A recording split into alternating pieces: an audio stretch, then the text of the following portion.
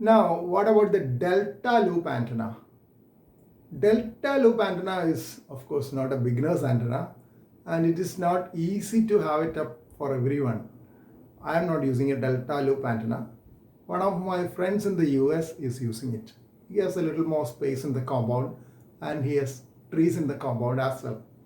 Delta is the shape of the Greek alphabet delta. A delta loop is almost like an equilateral triangle. You can have it mounted in different ways, horizontal, vertical. My friend in the US is using a vertical delta loop antenna, and the feed point could be either at the lower part or upper part, depending on what your circumstances. My friend in the US is using it is with the feed point in the lower part. Two sides of the delta he has tied to two trees in the compound, and he has used a pulley-like mechanism so that the upper portion of the delta is always horizontal. On both sides you have pulleys so that the central portion of the delta will be taut, and it will be just like a real delta without sagging. And the lower part, when the two limbs are brought down, you need a balun because the impedance is different for a delta loop antenna compared to the usual dipole antenna.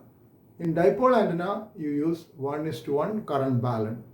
But for delta loop antenna, you need 4:1 balun. That is what is used for delta loop antenna.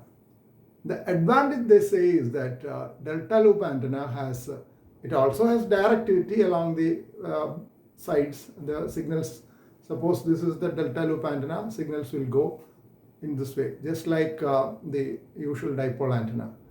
An advantage of delta loop which is mentioned is that low noise level.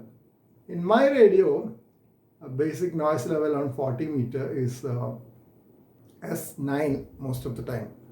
Past few days I have been lucky to have lower noise floor of S3, but usually it is S9. That means any signal below S9 will not be audible.